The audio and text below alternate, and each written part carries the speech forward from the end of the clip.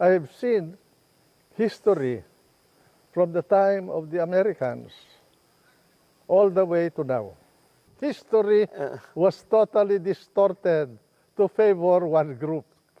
And it is unfortunately continuing. That is why exercises Yeah. such as these are And, important. little by little, the truth will come out.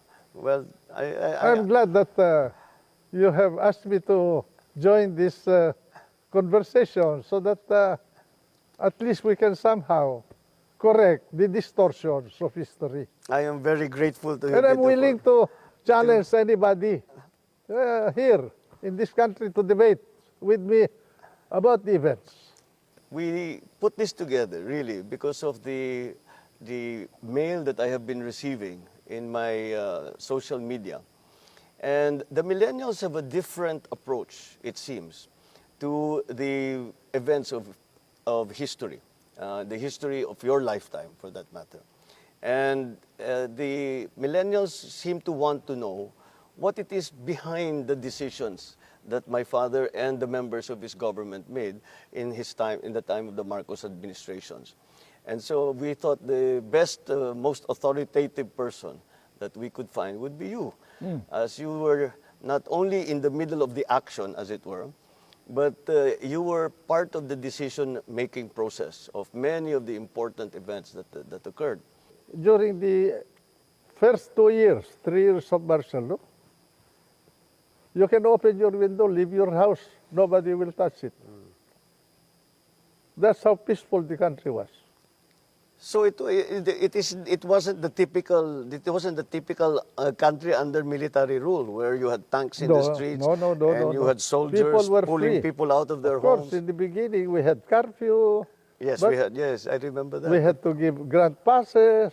So, Tito, the account you're giving as to the approach, the build-up towards a declaration of martial law and the actual implementation of it and the enforcement of the military rule is very different from what we are hearing. And for you, Tito, for example, I mean, I hear it too, but of course, it's a different. You come from a different perspective.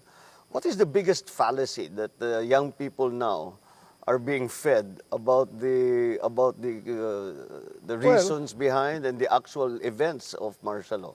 They claim that we killed a lot of people, and that's why when I was interviewed by someone some time ago, I challenged her. Name me one that we executed, what we killed other than Lim Seng. What was the accusation? Was that they summarily executed? That we had 70,000 persons arrested, which was not true. Maybe if they will include the people who violated curfew and the jaywalkers, maybe you can reach that number. But anyone who was people can go out at night. They can go out and fish. They can go out to farm, they can go out. They were free, in fact. Of course, if you are a member of the rebel group or a warlord or who violated the criminal law, you have to be arrested, whether you have martial law or not. It sometimes, I'm mystified sometimes by the lack of understanding of the simple fact that if you attack the government, you attack the state needs to defend itself. Of course. And that's why fighting would break out. And that's name me one person that was arrested because of political or religious belief during that period. None. They were all for criminal acts. Name me one person that was arrested simply because he criticized President Marcos. None. But there were a lot of critics still very, very vociferous and very speaking out against him and his administration, even during the martial law, when the country was under martial law. Jovi Salonga, for instance. Oh, he was involved in the Light the Fire movement and many others. There were very few were arrested. And they were released. They were inconvenienced for a while, but they were released. The late Pepe Jokno, he didn't want to be released. I told Pepe, just sign anything. and just get out of here. I told him. All of that seems to have been lost in the accounts that we hear now. Well, I cannot blame the so-called millennials when they were born in 1980, no? Let's say, Yeah. Well, that's they a did good not know anything. They just, what they know is what they read or heard. And it is, They read something that was based on inaccurate facts. During martial law, there were no massacres like what happened in Menjola during the supposed democratic government of Cory Aquino.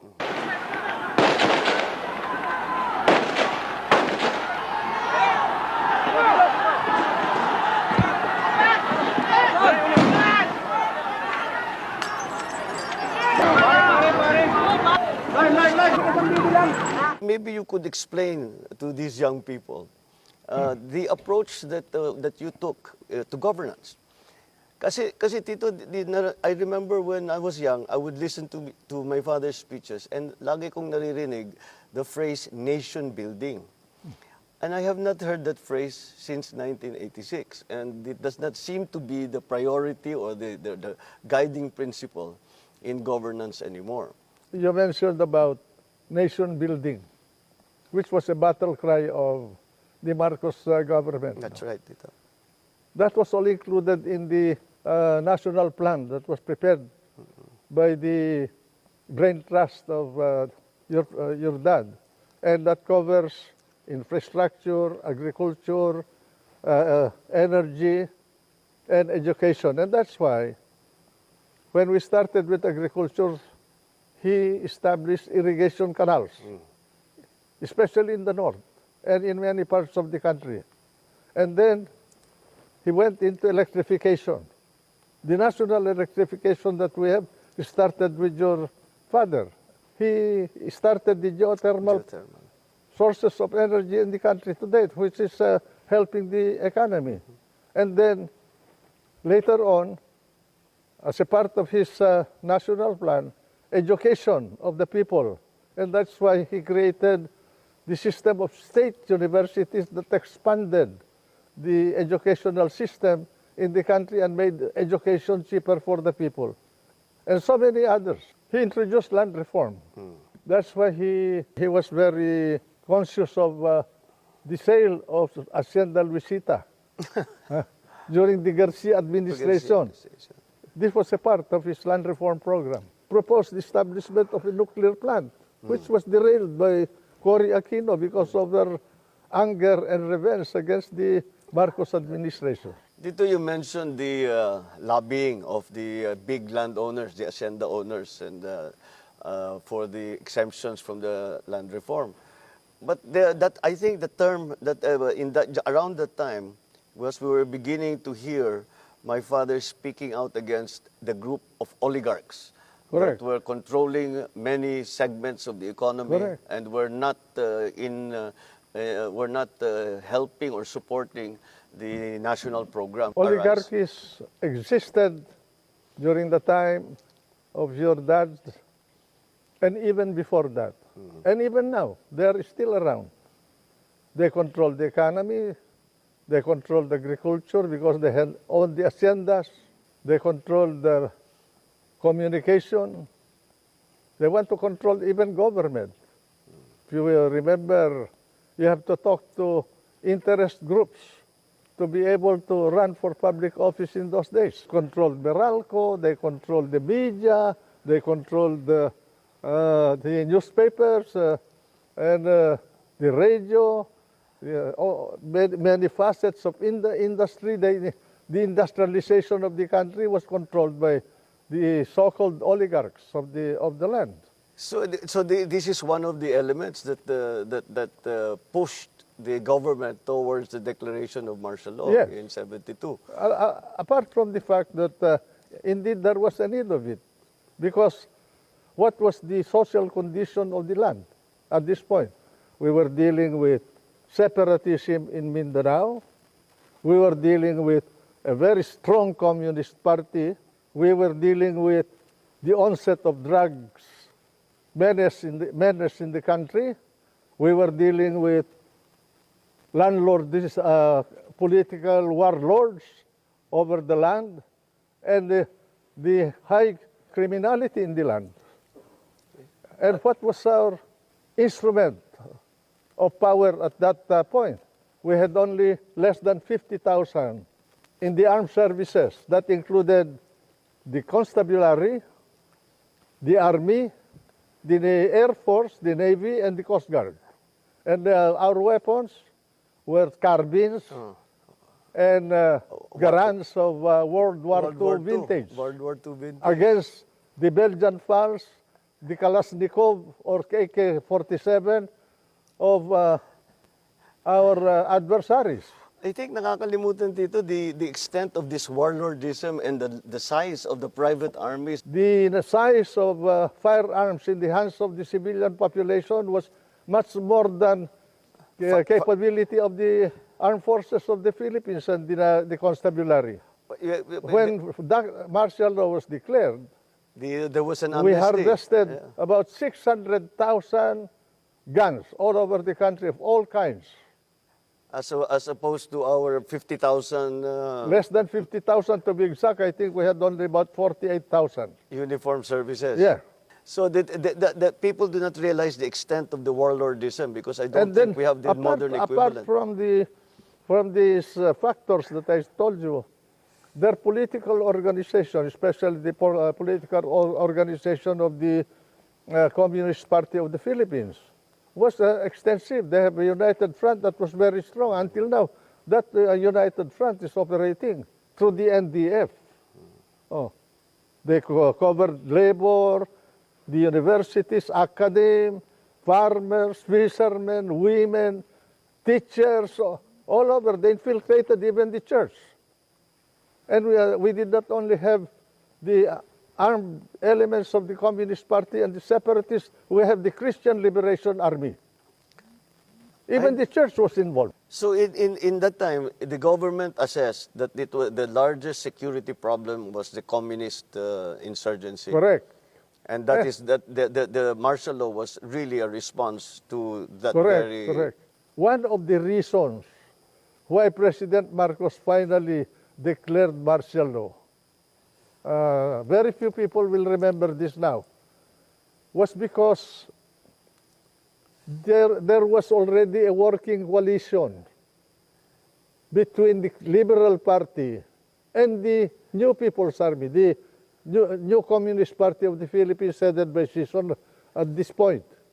And President Marcos realized that the country was too fragile with a very limited military capability to contain the problem. But this is something new. I did not know there was a formal agreement or between a political party. God. Ninoy Aquino and I met in the house of Ramon Silay in Urdaneta village. He was my neighbor. Paul Aquino is still alive. He was present in that meeting. He was the one who reported to me that he had a meeting with the leadership of the Communist Party and they were discussing a coalition government.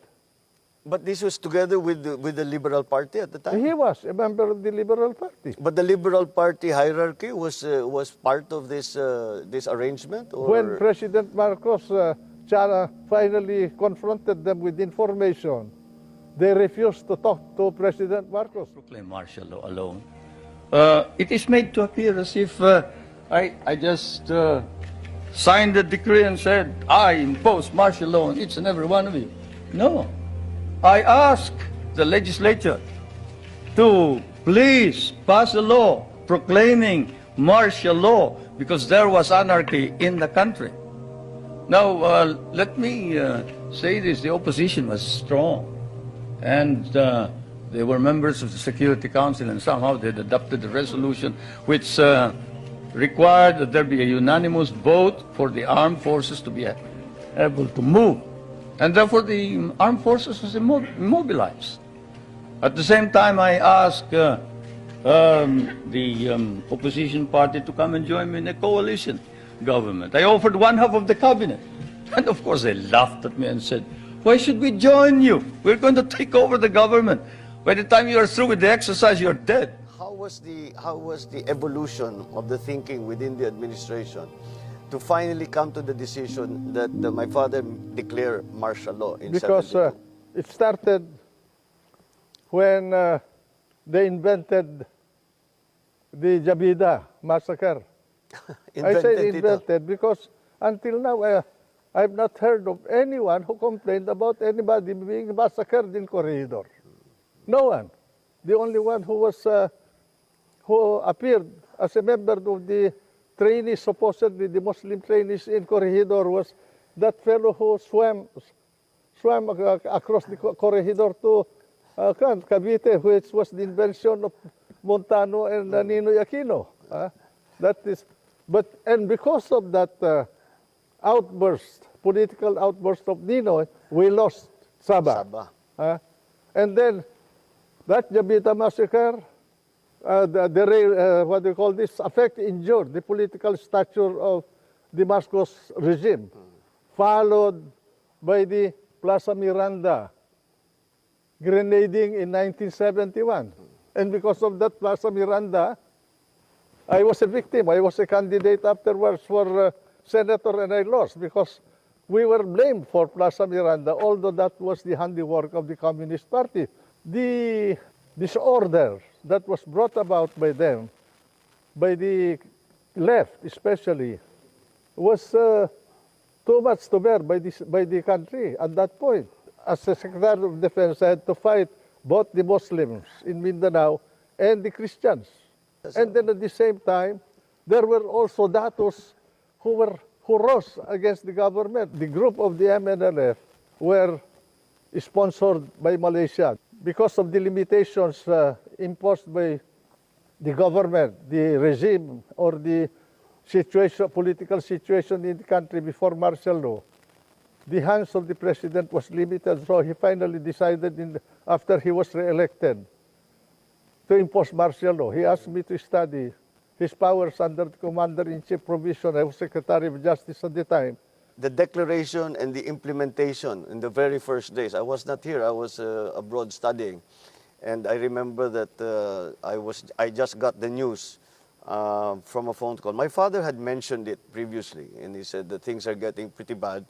And he had spoken about the suspension of the writ of habeas corpus. And after that, he was talking about that he had hoped not to declare martial law. But I got the news that your dad asked me to prepare this study in December of 1969 because he was anticipating that he will finally have to face the music. When we finished the studies about January of 1970, at this point the President transferred me to the Department of National Defense. And then he waited from 1970, 71. He allowed the election of 1971 to go through, where the nation was experiencing violence and disorder. Because he did not want to declare it. He was hesitating to use his Commander-in-Chief powers. Until finally, in 1972, he decided.